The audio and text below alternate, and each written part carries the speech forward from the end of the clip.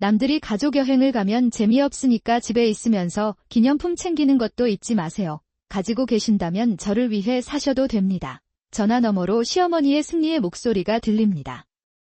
나는 여행에 남겨졌다. 남편을 만난 시어머니는 결혼한 이후로 매일 으르렁대며 아이를 키우며 비참하게 지냈다. 당신은 집에 앉아 있습니까? 그건 좀 문제가 될 것 같아요. 내 말에 시어머니는 희죽희죽 웃었다. 이모. 지금까지 내 조언을 듣지 않은 것에 대한 벌이라고 생각해주세요. 전화가 갑자기 끊어진다. 문제가 있는 것은 내가 아니라 당신이다. 저는 올해 30세가 되는 아르바이트 주부 나오코입니다. 나는 슈퍼마켓에서 파트타임 직원으로 일하고 있습니다. 저는 남편 다이스케와 결혼한 지 3년이 되었습니다. 그는 제가 다니던 회사의 동료입니다. 이 부서는 달라도 같은 층에서 일했어요. 사귀기 전에도 자주 이야기를 나눴고 더욱 친해진 이유는 직장 때문이었다.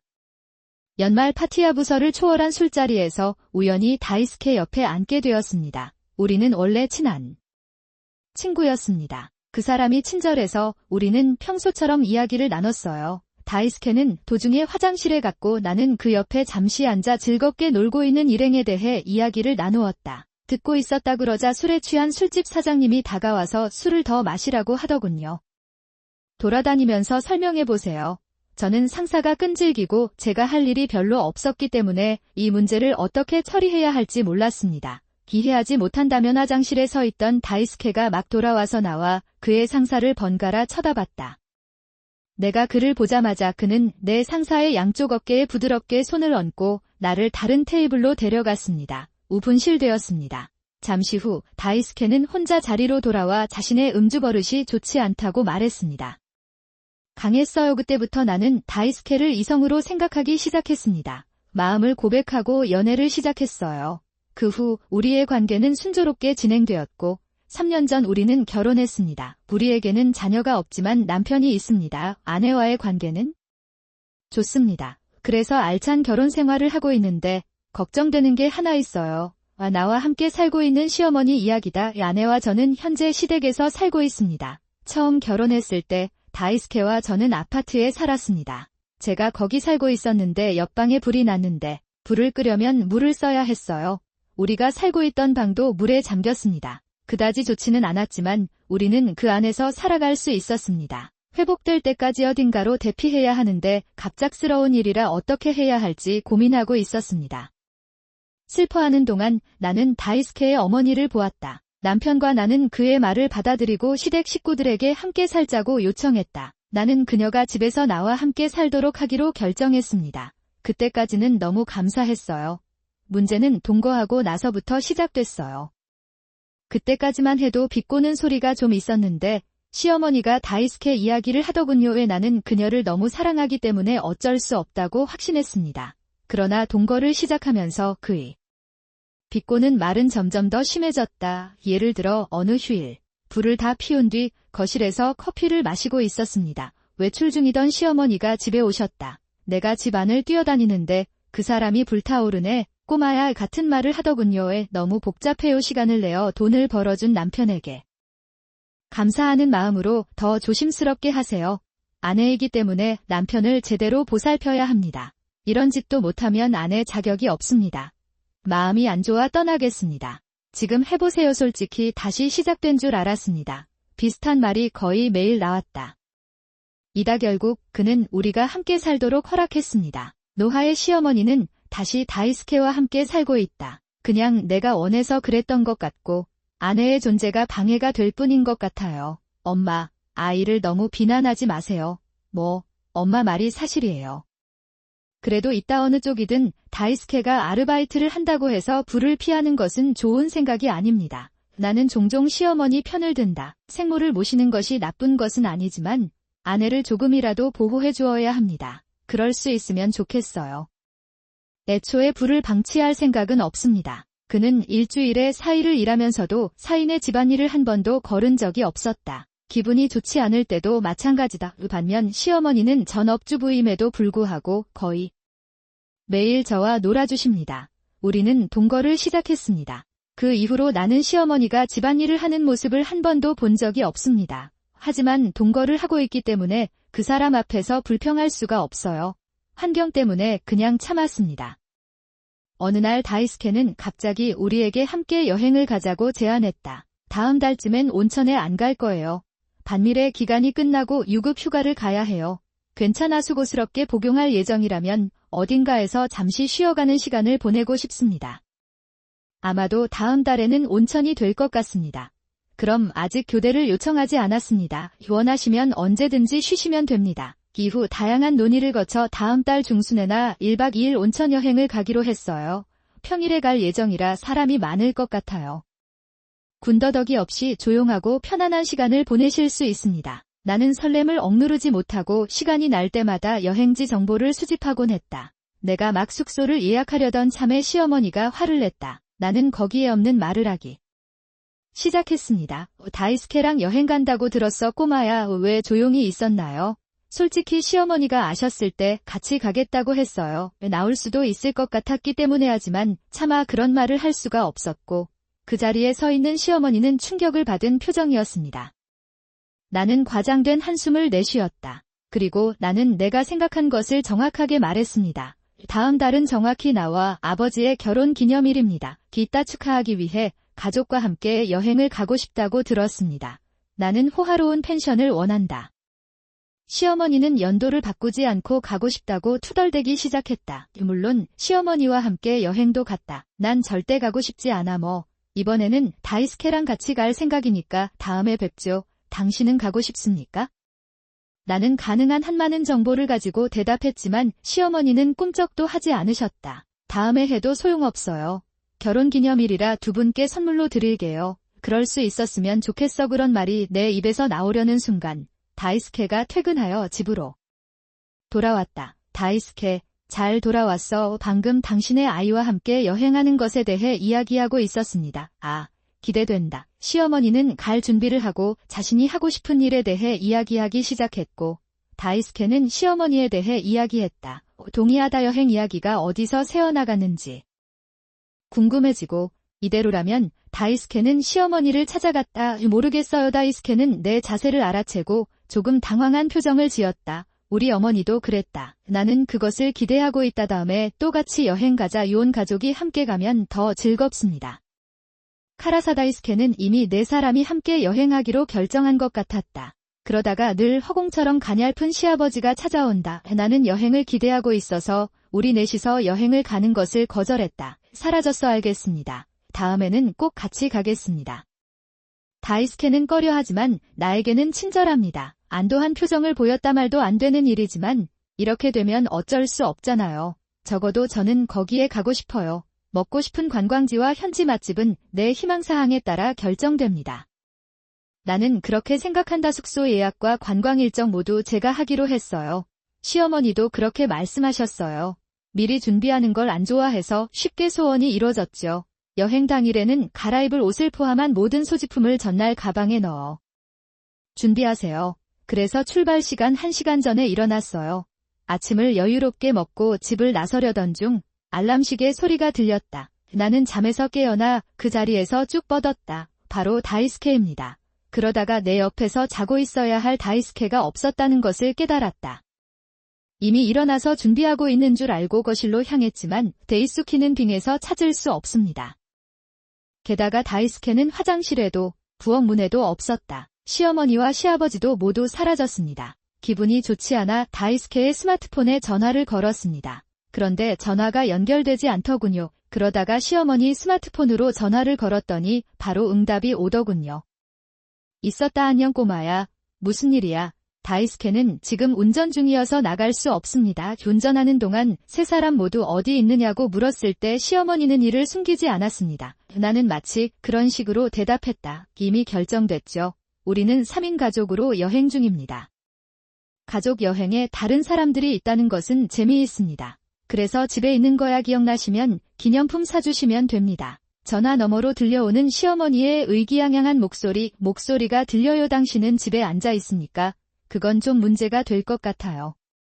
내 말에 시어머니는 희죽희죽 웃었다. 그걸 지금까지 내 조언을 듣지 않은 것에 대한 벌이라고 생각하지 마세요. 그 말을 하고 시어머니는 갑자기 전화를 달려들었다. 계모들은 부드럽지만 확실하게 호텔 밖으로 쫓겨났습니다. 그것도 재미있었어요. 기억하세요. 저는 이 호텔보다 더 고급스러운 여관에 묵을 테니 갈 준비가 된 것 같아요. 이제 마음이 편해져서 오늘 밤 묵을 곳이 없는 시어머니께 연락을 드립니다. 체크인 후 방으로 안내받았습니다. 아름다운 인테리어, 고급스러운 인테리어, 마치 꿈을 꾸는 듯한 느낌이었어요. 짐을 내려놓고 호텔을 둘러보기로 했습니다. 호텔을 둘러본 후 체크인을 한 로비에 도착했습니다. 손님들이 속속 들어오고 있어요. 로비 소파에 앉아 잠시 졸고 있는데 옆에 한 젊은 여성이 눈에 띄었습니다. 섹스 듀오가 앉았습니다. 그들은 즐거운 시간을 보내며 호텔에 대한 감상을 교환하고 있었습니다. 그런 다음 그들은 흥미로운 이야기를 시작했습니다. 안녕하세요. 역 근처 호텔에 대해 알고 있어요. 그냥 이야기일 뿐이지만 정말 안 좋은 소문이 돌았고 2층 내 방에서 소음이 들려서 소지품을 다 가져가야 했습니다. 노출될 수도 있을 것 같습니다. 그뿐만 아니라 사람이 사망한 사례도 있었습니다. 그런 일이 일어났음에도 불구하고 그들은 아직도 누가 그 일을 했는지 모릅니다. 우리는 여기에 머물렀다는 것을 기쁘게 생각합니다. 그것이 사실이라 하더라도 우리는 결코 잡히지 않았습니다. 나는 궁금해. 그런 일이 생기면 경찰에 신고하겠지? 호텔 사람들이 다 그렇거든요. 요아. 그거 무섭다. 이것은 완전히 충격적인 이야기입니다. 오문득 시계를 보니 저녁 예약 시간이 거의 다 되어 서둘러 자리에서 일어났다. 나는 서둘러 식당으로 갔다. 너무 만족스럽습니다. 특급 호텔에서 저녁 식사를 즐긴 후 호텔로 돌아왔습니다. 나는 목욕을 하고 넥랩으로 갈아입고 천천히 TV를 시청하고 있는데 스마트폰이 울렸다. 믿음을 알게 하였느니라. 좀 졸려서 누구한테 전화했는지 확인도 안 하고 전화를 받았어요. 어쩌면 나오코 씨. 우리가 묵을 수 있는 호텔을 찾았어요. 매우 편안합니다. 나오코가 여기에 머물 수 없다는 것은 유감입니다. 여러분도 그만큼 즐기시기를 바랍니다. 걱정하지 마세요. 얻을 수 있을 거예요. 기분이 좋아 보이던 시어머니가 보낸 전화였다. 알겠어요. 그녀가 갑자기 그곳으로 가서 하룻밤을 지냈다니 믿을 수가 없어요. 행운을 빕니다. 내가 적절하게 대답하자 시어머니께서 계속 말씀하셨죠. 저희 외에는 손님이 없어서 조용하고 편하네요. 정말 관광지예요. 근처에 아름다운 호텔이 있는데 어떻게 해야 할지 모르겠어요. 그 말이 마음에 와 닿았습니다. 아마도 역 근처의 호텔이 아닐까요? 그런데 그게 뭐야? 저녁을 먹으러 가기 전 호텔 로비에서 좋지 않은 평가를 들었습니다. 나는 못생긴 호텔에 관한 이야기를 기억했습니다. 나는 나쁜 말을 하지 않을 것입니다. 내 생각에는 당신이 도망쳐야 할 것 같아요. 나는 그 소문이 사실이라고 믿었다. 미친 건 아니지만 불 없이는 연기도 없습니다. 그런데 시어머니는 내 말을 듣고 웃으셨다. 어쩌면 그녀는 좋은 곳에 머물게 될지도 모릅니다. 당신은 우리를 질투합니까? 그렇다면 기껏해야 후회할 일이다. 다시 한번 말씀드리지만 시어머니는 일방적입니다. 나는 전화를 끊었다. 다시 전화할 생각은 없었어요. 조언을 해주고 의무를 다했어요. 나는 스마트폰을 꺼두었고 더 이상 내 휴식 시간을 방해하고 싶지 않았습니다. 더웠기 때문에 그 후 편안한 시간을 보내며 편안한 잠에 빠졌습니다. 다음 날 호텔 체크아웃 후 전날 방문하지 못한 관광지를 방문해보세요. 해가 졌을 때 집에 도착했어요. 집 창문에서 빛이 새고 있어요. 우리 셋은 벌써 집에 와 있는 것 같군요. 나는 일부러 평소의 어조로 집에 돌아오겠다고 알렸다. 거실 문을 열자 세 사람이 있었다. 둘 다 큰 소리를 내기 시작했습니다. 나는 깜짝 놀라 세 사람을 진정시켰고 시어머니는 어젯밤에 있었던 일을 나에게 이야기해 주셨다. 나는 이야기를 시작했다. 아무래도 세 사람이 잠든 후에 바스락거리는 소리가 들렸던 것 같습니다. 그때 시어머니는 누군가 방으로 들어오는 소리를 들었습니다. 너무 무서웠습니다. 내가 침대에서 조용히 있을 때 그 누군가가 10분 정도 방 안을 어슬렁거리더니 조용히 떠나가는 것 같았어요. 안심한 시어머니는 잠들어 계셨고 다음 날 아침에 일어나 보니 책상 위에 놓여 있었습니다. 거기 있어야 할 지갑과 스마트폰, 다른 짐은 다 없어졌는데 유일하게 남은 것은 다이스케의 재킷뿐이었다.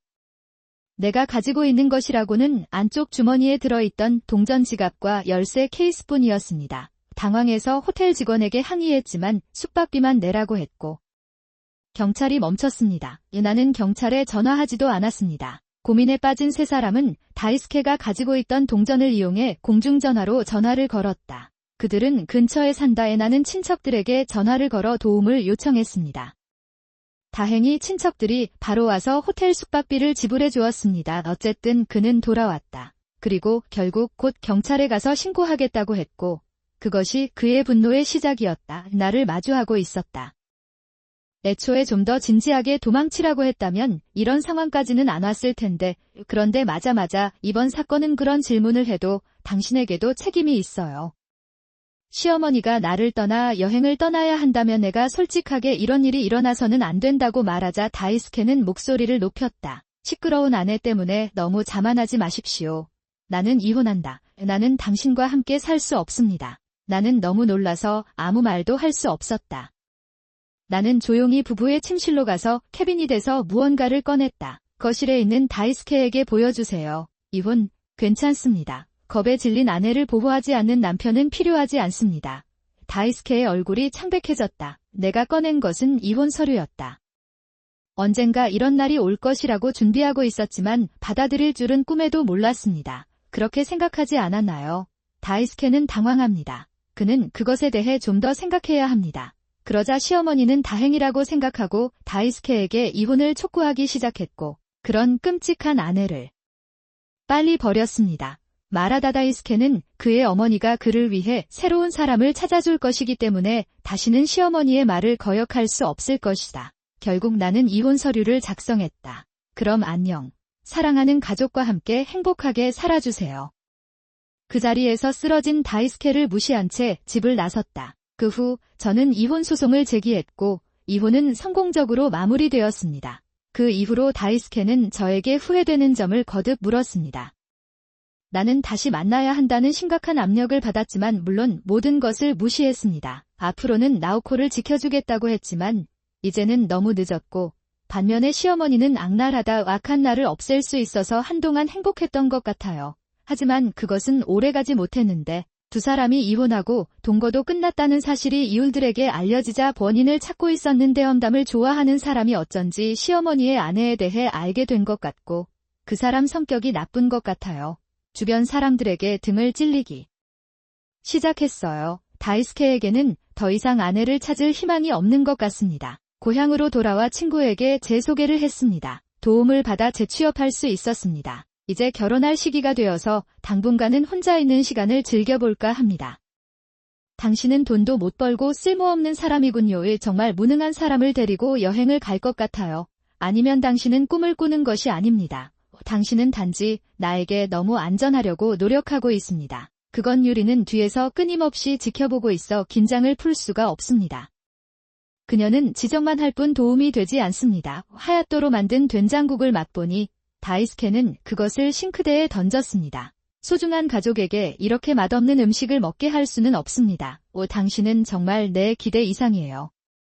모르겠어요. 유리는 나를 거기 서게 하고 직접 된장국을 만들기 시작했습니다. 그리고 모두가 일어나 테이블에 둘러앉았을 때 오늘 아침에 아이에게 아침 식사 준비를 하라고 했는데 된장국도 잘 못 만들더군요. 이노요코의 아이 진지하게. 공부를 안 하신 것 같아요. 아빠, 이제부터 힘든 시간을 보내실 거예요. 흥근은 웃으며 나에 대해 나쁜 말을 합니다. 시아버지의 심부름으로 인해 주름이 조금 생겼지만 그냥 신문을 읽으면서 대답했어요. 불편함은 첫날부터 최악이었어요. 그녀는 남자친구와 함께 살고 있으며 거의 집에 있지 않습니다. 비록 불평을 하고 있지만 말이죠. 게다가 나는 당신의 조언을 무시했기 때문에 도움을 요청하는 것이 너무 편리할 수도 있습니다. 없을까 걱정했는데 물론 결혼은 여기서 끝나지 않습니다. 아이즈는 자신만의 규칙이 있는 것 같고 그 규칙을 따른다. 그렇게 하지 않으면 그는 즉시 큰 소리로 경고할 것입니다. 그런데 경고만 하고 규칙은 알려주지 않아서 계속 실수를 하게 됩니다. 나는 결국 소리를 지르게 된다. 무슨 일인지 물어보니 알려줄 수 없다고 하더군요. 이것은 당신을 위한 것입니다. 상식을 배우지 않았다면 사물에 대해 생각하는 능력을 얻으려면 친절하게 하는 행동이니 피해자처럼 보이지 말아주세요. 불쾌하다. 자신이 항상 옳다고 주장하는 록픽처에 과연 상식이 존재하는가? 사실인지 궁금했어요. 그러나 요즘이 계속되면서 나는 그것이 정말 내 잘못이라는 것을 점차 의심하기 시작했습니다. 활용이 가능한 물건이에요. 처음에는 반항적인 마음을 필사적으로 억누르려고 노력했지만 어느새 내 마음이 악하다는 것을 깨달았습니다. 그런 생각이 들기 시작했어요. 이대로라면 마음이 찢어질 것 같아서 마음을 다잡고 다이스케에게 상담을 했습니다. 나는 하기로 결정했다. 나는 유리에게 아무 일도 일어나지 않기를 바랐고 단지 그녀가 위로받기를 바랐다. 갈라진 마음으로 그는 다이스케에게 자신의 감정을 쏟아붓습니다. 그러자 다이스케는 조용히 입을 열었다. 엄마를 괴롭히는 건 나오코일지도 모르니 변명하지 말고 도와주세요. 나에게 저 깜짝 놀랐어요. 너무 의외의 대답이어서 멍청한 목소리로 다시 물었어요. 그러나 대답은 똑같았습니다. 누구도 나를 지지할 생각이 없었습니다. 다이스케가 사기꾼이라는 사실이 이때 처음으로 밝혀졌다. 무슨 일이 있어도 다이스케는 유리의 편이고 내가 아무리 상처받고 울어도 그는 항상 유리의 옆에 있어줄 것이다. 사진만이 정이다. 이 집에는 많은 사람이 살았음에도 불구하고 나는 매일 외로움을 느꼈다. 다이스케와 이오리에의 겉모습이 얼마나 좋은지 완전 놀랐어요. 그들의 연기를 좀 더 일찍 알았더라면 이런 지옥에 들어가지 않았을 텐데 새벽에 이야기를 좀 더 주의 깊게 들었더라면 좋았을 텐데 이 깨어있을 땐 내 흔들리는 사진이고 잠들 땐 끊임없이 나를 공격한다. 테루였어. 어느 날 유리와 다이스케는 세 사람이 함께 여행을 가자고 제안했다. 늘 무례하게 대하던 우리 둘이 약혼 전처럼 오랜만에 친절하게 대해주네요. 그는 나에게 다음과 같이 말했다. 기분이 매우 불편했지만 사람들 집에 방문하러 갔는데 그때 만난 그녀의 형인 다이스케에게 매력을 느꼈다. 우리가 알기도 전에 우리는 데이트를 시작했습니다. 교제를 시작한 지 1년이 지났을 때 나는 아케미에게 우리가 교제 중이라고 말했습니다. 새벽이 왔어요. 사실 다이스케와 저는 1년 정도 데이트를 했습니다. 왠지 나오코가 오빠를 볼 때 여자의 눈이 있다는 것을 깨달았습니다. 아케미는 조금 당황한 표정이었지만 우리의 관계를 축하해 주었다. 나는 안도감을 느끼며 아케미에게 한 가지만 더 말했다. 그래서 조만간 결혼을 하려고 하는데 동생이랑 나는 이제 그만둘 시간이라고 결정했다. 아케미는 결혼이라는 말을 듣자 몸을 굽혀 부정했다. 그녀의 얼굴에 나타난 그 표정, 농담이 하나도 없네. 이제 그만할 시간이다. 나오코, 세상에는 더 나은 사람들이 있어요. 연애와 결혼은 전혀 다른 문제입니다. 아케미는 그렇게 말하며 나를 설득하려 했지만 나는 진지하게 그의 말을 듣지 않았다. 더웠어요. 나에게 이것은 상담이 아닌 보고서였습니다. 그런데 지금 생각해보면 그때 아케미의 말을 좀 더 주의 깊게 들었더라면 좋았겠다는 생각이 든다. 나는 가장 친한 친구의 조언을 무시하고 결국 지옥에 떨어졌습니다. 결혼한 후에는 결국 시의원과 함께 살게 되었습니다. 나는 일하고 있었지만 다이스케는 나에게 직장을 그만두고 전업주부가 되라고 격려했습니다. 시어머니 유리는 처음 며칠 동안은 나에게 친절하게 대해주었지만 회사를 그만둔 날부터 철저한 시어머니가 됐다. 윙윙거림이 시작됐어. 어제까지만 해도 당신은 나를 잘 챙겨주고 집처럼 대하라고까지 하더군요에 나에게 준 사람은 유리였습니다. 오늘 아침에 당신은 소리를 지르며 나를 깨웠습니다. 언제까지 자고 있을 거예요? 당신은 손님이라고 생각합니다. 이제 아침 식사를 준비하십시오. 당신과 달리 다이스케와 그의 아버지는 오늘도 일을 하고 있습니다. 아직 해가 뜨지도 않은 시간이라 나는 겨우 눈을 뜨고 서 있었다. 강제로 그 자리에 서 있어야 한다. 그녀는 누구보다도 요리를 잘하지만 유리의 발걸음과 조금이라도 다르면 즉시 비난하곤 했다. 날아왔다. 나중에 야채에 양념을 하는 게 상식 아닌가요? 당황스럽다. 가족의 건강도 챙기지 못하시나요? 라는 질문에 거절했지만 가까스로 숙소를 찾았다. 계약도 완료됐어요. 예약하셨나요? 곧 뵙겠습니다. 그러니 짐을 준비하고 잊어버린 것이 없는지 확인하세요.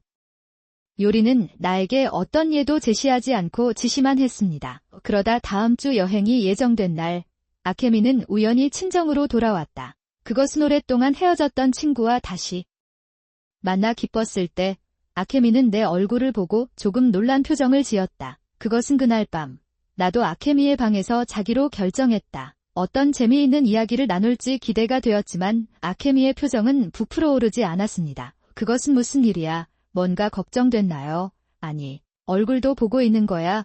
당신 정말 초췌해 보여요. 아케미가 그렇게 말했을 때에도 나는 그런 생각이 들지 않았다. 그런데 오랜만에 만난 절친은 나의 변신을 걱정했다. 그래서 결혼하지 말라고 했는데 괜찮을까요?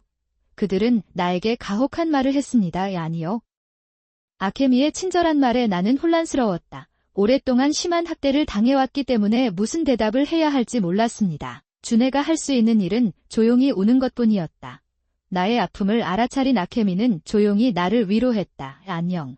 나오코, 사실 방금 다른 방에서 내 형과 엄마가 얘기하는 걸 들었어. 그랬지만 다음 주에 여행을 가시나요? 네, 저를 포함해 우리 셋이 가요. 아케미가 나에게 그렇게 말했는데 정말 놀랐다. 처음에는 의심했지만 그 두 사람이 할 수 있다는 것을 깨달았습니다. 우리는 무엇을 해야 합니까? 나오코가 일어서면 나도 도와줄게. 아케미의 제안에 나는 이것이 다이스케와 유리에게서 해방될 수 있는 마지막 기회라고 생각했다. 나는 눈물을 닦고 이번에는 가장 친한 친구의 말을 따르기로 했다. 응. 나 좀 도와줘. 아케미, 내가 나한테 한 짓은 꼭 갚아야 해. 물론 나는 다른 방식으로 여행을 기대하고 있었다. 대망의 날이 곧 올 것이다. 여행 당일은 차량으로 호텔까지 가기로 되어 있었습니다. 고속도로를 이용하더라도 편도 몇 시간이 걸리는 긴 여정이다. 요리는 내가 이 장거리를 운전하게 해줄 것이라고 말했습니다. 다이스케는 이번 여행을 위해 최근 야근을 했기 때문에 운전을 해야 합니다. 물론 그것이 뇌의 전부이다. 같은 말을 계속해도 나는 불평하지 않고 고개를 끄덕였다. 도중에 유리와 다이스케는 모두 잠들어 있었습니다. 휴일에 혼잡한 상황에서 운전하는 것은 상당히 피곤할 수 있습니다. 몇 시간 동안 운전한 후, 우리는 도중에 휴게소에서 잠시 휴식을 취하기로 결정했습니다. 나도 화장실에 가서 간단한 식사를 하고 차로 돌아왔다. 그러자 다이스케는 잠에서 깨어나 운전석에 앉아 있었습니다. 운전할 건가요? 감사합니다. 지금은 그게 전부입니다.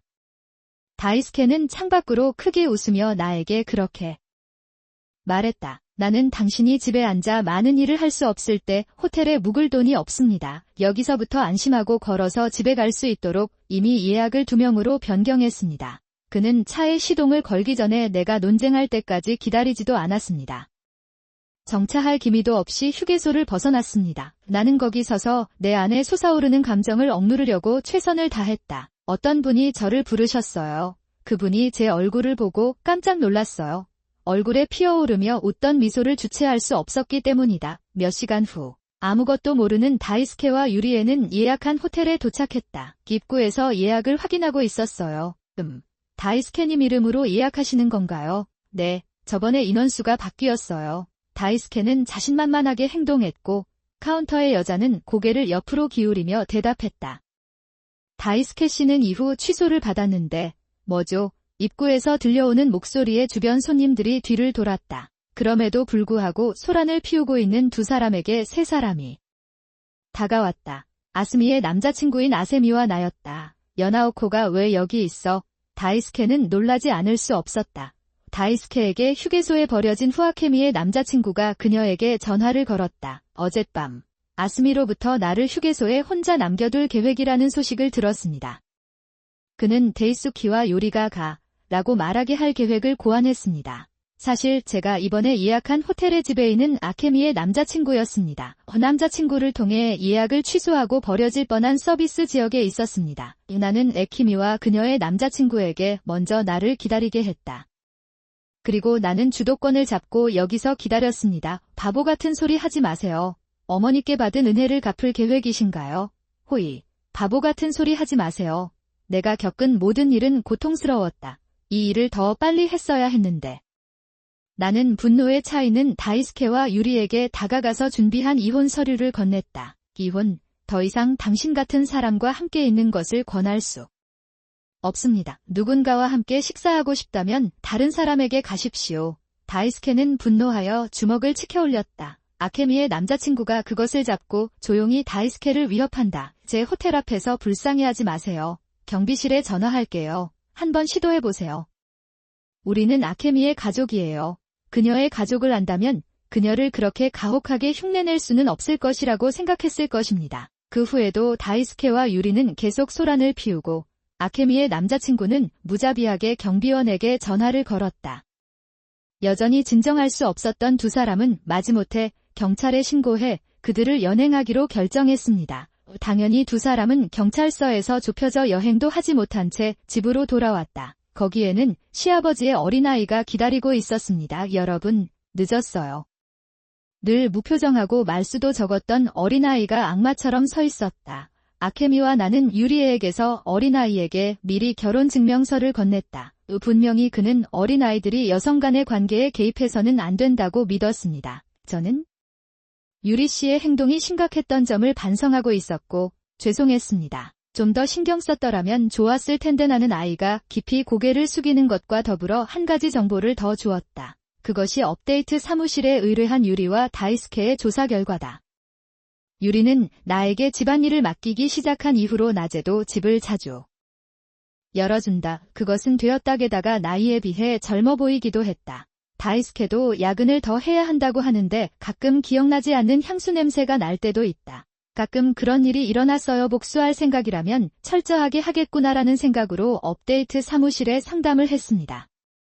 분명히 두 사람은 실제로 바람을 피우고 있었습니다. 그 증거를 본 유아는 즉시 유리와 다이스케를 처벌하려고 했습니다. 오늘 이 순간까지 나는 너를 참아왔다. 전화번호는 다 알고 있어요. 남편이자 아버지로서 정말 당황스럽습니다. 이제부터 너와의 모든 인연을 끊을 테니 짐을 싸서 떠나라. 두 사람은 떨면서 옆에서 들려오는 아이의 목소리를 따라갈 수밖에 없었다. 그리고 호텔에서 아케미와 저녁을 먹고 있는 동안 내 아이가 나에게 전화를 걸어 모든 것이 끝났음을 알렸습니다. 감사합니다. 도움을 주셔서 감사합니다. 전화를 끊은 뒤 나와 아케미는 또 웃으며 건배했다. 싱글로 돌아왔을 때 아케미의 남자친구에게 부탁을 받았습니다. 나는 내 호텔에서 일하고 싶은지 물었고 나는 그것을 수락하기로 결정했습니다. 저는 학생 때 유학 경험이 있어서 영어를 잘했어요. 고급 호텔이다 보니 해외에서 오시는 손님도 많습니다. 나에게 가져다주는 직장이었다. 그런데 다음 달부터 본격적으로 일을 시작한다고 하더군요. 다음에는 아케미와 함께 조금 더 멀리 하코시로 여행을 갈 생각이에요. 바로 일하고 싶었지만 아케미는 그 전에 하코시로 짧은 여행을 가자고 하더군요.